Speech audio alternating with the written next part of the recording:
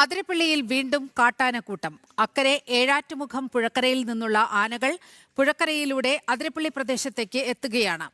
ആനയെ തുരത്താനുള്ള ദൗത്യം പുരോഗമിക്കുന്നതിനിടയിലാണ് വീണ്ടും കാട്ടാനക്കൂട്ടം എത്തുന്നത്. വിവരങ്ങളുമായി സാനു കെ സജീവാണ് ചേരുന്നത്. സാനു, എന്താണ് നിലവിലെ ഈ സ്ഥിതി അതിരപ്പള്ളിയിൽ?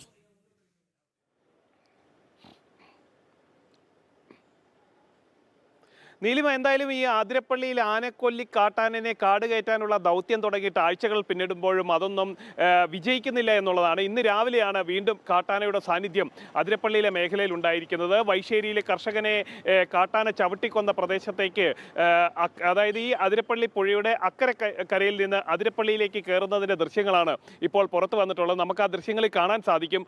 ആന ഇങ്ങനെ നിരന്നു പോകുന്ന കാഴ്ചയാണ്. എത്രത്തോളം ഭയാനകമാണ് എന്നുകൂടി നമ്മൾ ചിന്തിക്കേണ്ടതുണ്ട്. കാരണം ആ ആന പോകുന്നതിൻ്റെ നേരെ മുകൾ തട്ടിലുള്ളതെല്ലാം വീടുകളാണ്, ജനവാസ മേഖലയാണ്. നൂറുകണക്കിന് ആളുകൾ താമസിക്കുന്ന പ്രദേശത്തിന് തൊട്ട് താഴെ കൂടിയാണ് ഇത്തരത്തിൽ കാട്ടാനകൾ പോകുന്നത്. ഫെൻസിംഗ് സംവിധാനം അടക്കം കാര്യക്ഷമമല്ലാതായതോടുകൂടിയാണ് ഇത്തരത്തിലുള്ള കാട്ടാനകൾ അങ്ങനെ ഈ ഒരു ജനവാസ മേഖലയിലേക്ക് തുടർച്ചയായി എത്തുന്നതെന്നാണ് നാട്ടുകാർ പറയുന്നത്.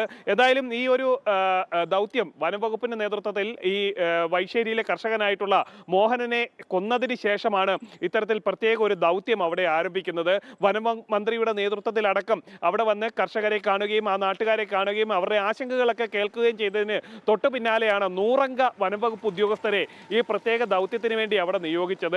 ദൗത്യം പല സംഘങ്ങളായിട്ട് തുടരുന്ന വേളയിലാണ് വീണ്ടും കാട്ടാനകൾ കൂട്ടത്തോടെ ജനവാസ മേഖലകളിലേക്ക് ഇറങ്ങുന്നത്. കാട്ടാന മാത്രമല്ല, ഏതാനും ദിവസം മുമ്പ് ആ പ്രദേശത്ത് നിന്ന് ഒരു പുലി അവിടെ ഒരു കൂട്ടിൽ അകപ്പെടുന്ന ഒരു സാഹചര്യം ഉണ്ടായിരുന്നു. പിന്നീട് ആ കൂട് പൊളിച്ചുകൊണ്ട് ആ പുലി രക്ഷപ്പെടുന്ന സാഹചര്യവും അവിടെ ഉണ്ടായി. എന്തായാലും ഈ കഴിഞ്ഞ കുറേ നാളുകളായിട്ട് വന്യമൃഗ സാന്നിധ്യം അതിരപ്പള്ളിയുടെ ഉറക്കം കെടുത്തുകയാണ്. ഫെൻസിംഗ് സംവിധാനം അടക്കം കാര്യക്ഷമമല്ല, ദൗത്യം പരാജയമെന്നാണ് അതിരപ്പള്ളിയിലെ ജനങ്ങൾ ഇപ്പോൾ പറയുന്നത്. നീലിമ, സാനു, ഈ കാട്ടാനക്കൂട്ടത്തെ തുരത്തി കാട്ടിലേക്ക് തന്നെ തിരിച്ചയക്കാനുള്ള എന്തെങ്കിലും നടപടികൾ വനംവകുപ്പിന്റെ ഭാഗത്തു നിന്നും ആരംഭിച്ചിട്ടുണ്ടോ?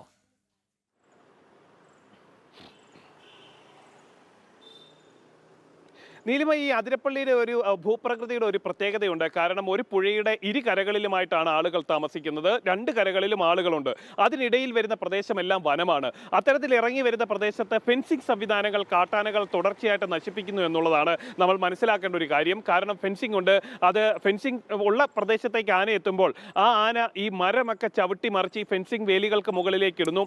അതിനിടയിലൂടെ അത് പുഴയിലേക്ക് ഇറങ്ങി മറുകരയിലേക്ക് കടക്കുന്ന രീതിയാണ് ഈ ആനകൾ കഴിഞ്ഞ കുറേ കാലങ്ങളായിട്ട് അവലംബിച്ചു വരുന്നത്. അതിനൊരു പരിഹാരം എന്നോണം നാട്ടുകാരും അതേപോലെ തന്നെ വനംവകുപ്പും ചില സമയങ്ങളിലൊക്കെ നിർദ്ദേശിച്ചിട്ടുള്ളത് ഫെൻസിംഗ് കാര്യക്ഷമമാക്കണം. ഒപ്പം തന്നെ വൈദ്യുതി ആഘാതം അതിന് കുറച്ചുകൂടി കട്ടിയോടുകൂടി ആനയിലേക്ക് എത്തുന്ന ഒരു സാഹചര്യം ഉണ്ടായാൽ ആനകൾ അവിടേക്ക് കടക്കില്ല എന്നുള്ളതാണ്. എന്തായാലും അത്തരത്തിലുള്ള ഒരു സംവിധാനങ്ങൾ ഒരുക്കാറില്ല എന്നുള്ളതാണ് യാഥാർത്ഥ്യം.